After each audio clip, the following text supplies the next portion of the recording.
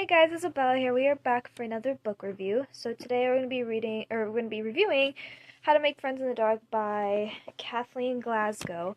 For one, do not mind what I look like. I had just gotten back a while ago from getting my tattoo, which we won't talk about right now. It hurt like a bitch, but that's not what we're here for. So, I had just finished reading How to Make Friends with the Dark today. I think this also took like another 10 days to finish because it was just so like grip worthy that I just had to keep reading it. So if you don't remember, so it says, you were to be, as the woman put it, remanded to the custody of the state of Arizona by 1 p.m. Tiger's life changed with a simple phone call. Your mom died. That's when the darkness descended on her otherwise average existence. Tiger's mom never talked about her father, and Tiger has no other relatives to speak of.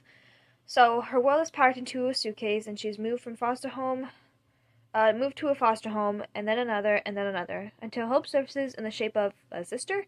Sometimes family come in all forms you don't recognize, but Tiger can learn to make friends with the dark before.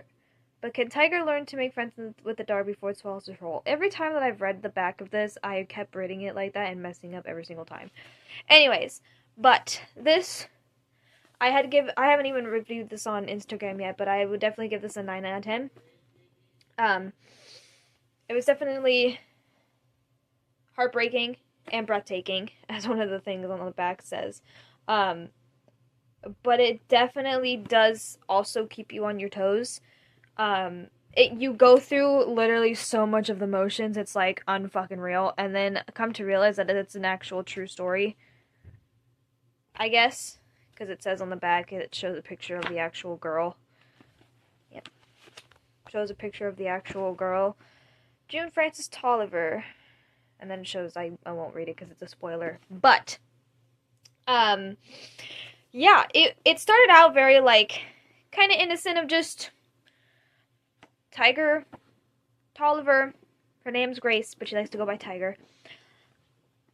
It's kind of like any kind of real drama, TV show.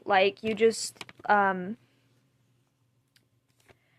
it goes through a lot, and you get to,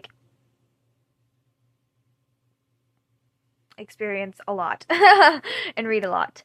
But, yeah, it just starts out with, any normal teenage life of a 16-year-old, and then it's one thing after another with this fucking girl's life, and it's just oh shit, her mom's died.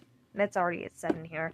Her mom died, and then she goes through all these experiences in foster care, and then she finds out she has a sister and a father, and goes through all that, and good lord, and then fucking as soon as it's an ascend of oh, her life is starting to look a little better, look a little bit on the bright side, and then oh shit, something else happens, and it comes falling down, and then oh, it starts to get okay again, and then shit, everything starts to fucking crash again, and it's just holy hell.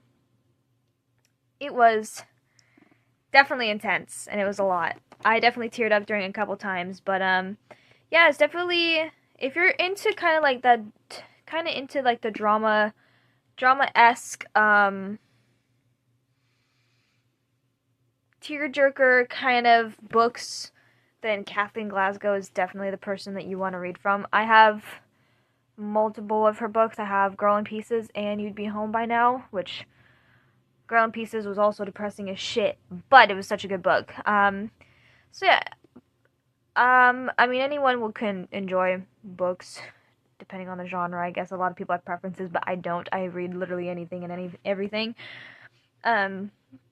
Especially if I've heard good things about it. But if you want to go through the motions and finally have a happy fucking ending, this is a book for you.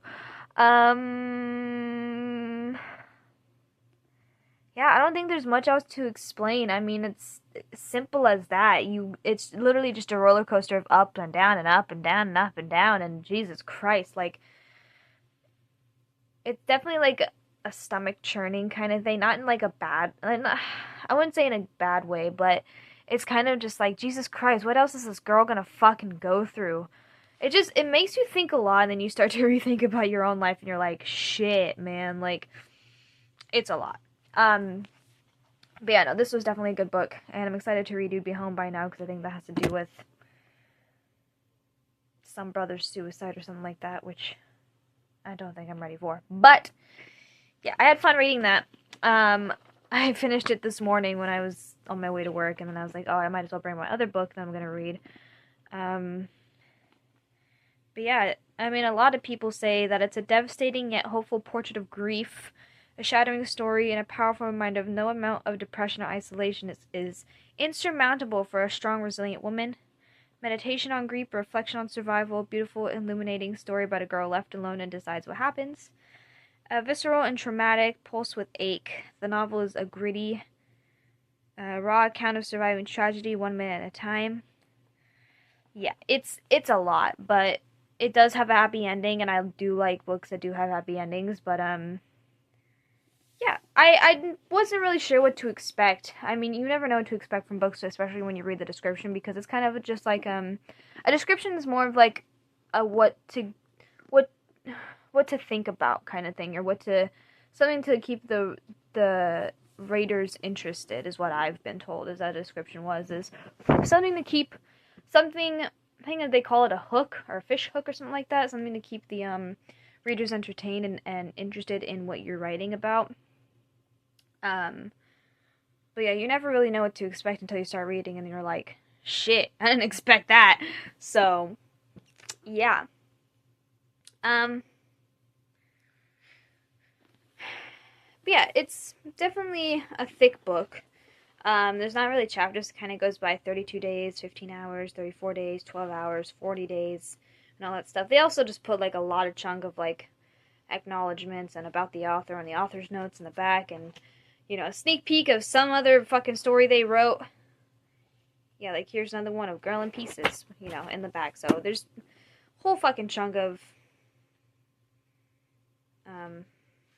shit, but, like, yeah, like, that's all the acknowledgments. This is all the book, so, yeah. But yeah, definitely good read. As I said, I give it a 9 out of 10, just because it put me through a lot of emotions. But yeah, it's still good otherwise. So the next book we're going to be reading is called The Butterfly Girl. I think I got this at it says 25% off. I probably got it at a thrift store. But it says, Naomi, an investigator of an uncanny ability of finding missing children, promised herself she would not take another case until she found her younger sister who's been missing for years. Naomi has no picture, no name, only a vague memory of a strawberry field at night and black dirt under her bare feet as she ran for her life. The search takes her to Portland, Oregon, where scores of homeless children wander the streets like ghosts, searching for money, food, and companionship. Young girls have gone missing for months, only to be found in the dirty waters of a local river. Naomi, unable to assist, pull the children in need, is drawn to a 12-year-old girl named Celia, running from an abusive stepfather and an addicted mother. Celia's faith in the mystical butterfly that guides her on the dangerous city streets is her savior. These tiny iridescent wisps of hope soften the edge of her hard world and illuminate and cherished memory from her childhood. The Butterfly Museum, a place where everything is safe and nothing can hurt her, Naomi and Celia find echoes of themselves in each other, but danger is creeping even closer. Seems pretty damn interesting, honestly. So I'm excited about that. It seems like a pretty simple read. Doesn't say anything about chapters either. Oh. So it's like in stages. So chapter 1 is the caterpillar, and then you have, like, I think the cocoon, and then the butterfly, so... Yeah, but it seems like a pretty easy read. I can probably get it done depending on how good I can read it or how fast I can read it throughout the week. Probably a week, because it's hard to read when I'm at work. It's hard to read when I'm here. And the only time I can ever read is when I'm at my friend's house. So, yeah. But yeah, that is basically it for this one. I apologize if it's not very descriptive or detailed. I'm exhausted. I had work today. It was only a 3.5-hour shift, and then I went and got my tattoo, which took a while, and I'm in pain. I mean, I took Medicaid. I took ibuprofen or whatever, but I'm in pain, and I'm exhausted, and yeah, it was a lot. It was intense as shit, so yeah. Yeah, that is that for this one. So I hope you all enjoyed. Everything's down in the description. Love you guys, and I'll see you soon.